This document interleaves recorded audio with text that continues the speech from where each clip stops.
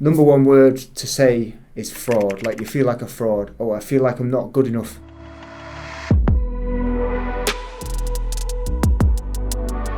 Okay, imposter syndrome, what is it? Well, it's a set of narratives that you might be saying to yourself, either in your head or even out loud.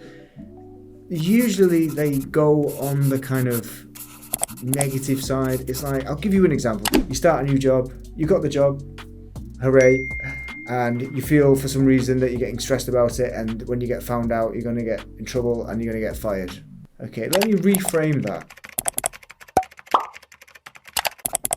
Has anybody ever been fired from a job for being stressed?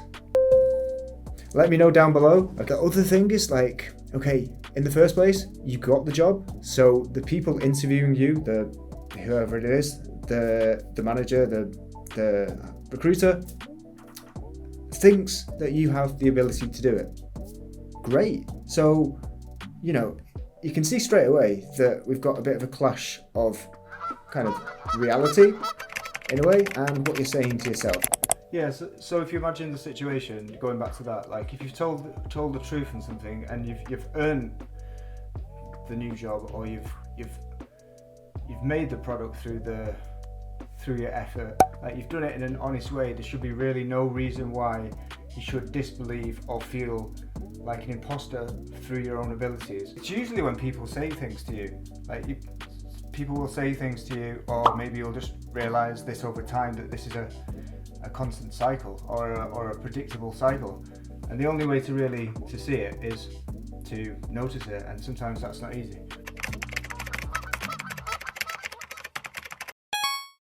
So the helper, yes, the helper, or the people pleaser. Yes, have a think about that. When have you put the needs of others before your own? That is a nice thing to do, of course, but I'm just saying, in terms of, have you done something for somebody or people, or done something that you said, yeah, sure, I want to do that, but really you don't, and you kind of regret it, and you feel angry at yourself for not saying, no, I don't want to do that, or no, go and do it yourself, or go and ask somebody else. Just think about that. The failure avoider. Now, that's the clue is in the name right there. It's somebody who avoids not necessarily just failure, because that's quite a strong word, but any sort of unscheduled mishaps and any unforeseen things. They meticulously plan a lot of things down to the very finest details, so they can almost have control in a way as well. So that's another interesting thing, in terms of, like, they want to ensure that everything's going to be controlled, and possibly it can't go wrong. And as we know, you can't control everything. Yeah, the super person. Now, this might be very particular, or might be kind of mistaken for somebody who's extremely independent.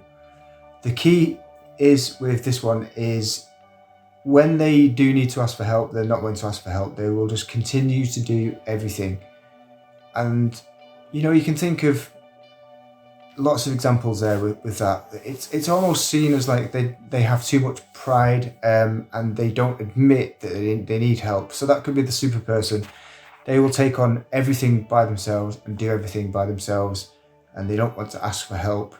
Kind of stubborn, very independent, yet there are times when everybody needs some sort of help. There is another one that I've just realised. It's behind the scenes leader. Now you think, what is that?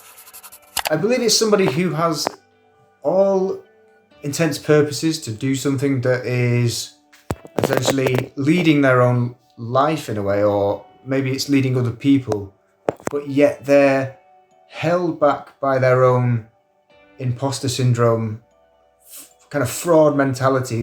For a good example could be starting a business. There's many reasons why people won't do that. Usually one thing is money. Now it's not impossible to do that.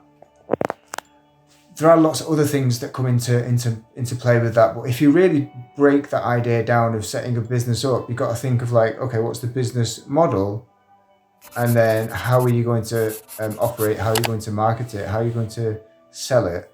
And what will a typical week look like? I know that's a lot of steps, but I'm sure if you wrote those down over a period of time, you would realise, hey, this is actually achievable. The idea or the concept of having a business for some people can borderline on this idea of like they want to do something, they want to take charge, they want to lead, but yet there's something stopping them, a narrative stopping them, saying, hey, well, no, I'm not quite sure of this, or I've not got the training for this, or I don't have the money for this, and so therefore I'm not going to attempt to do any of it.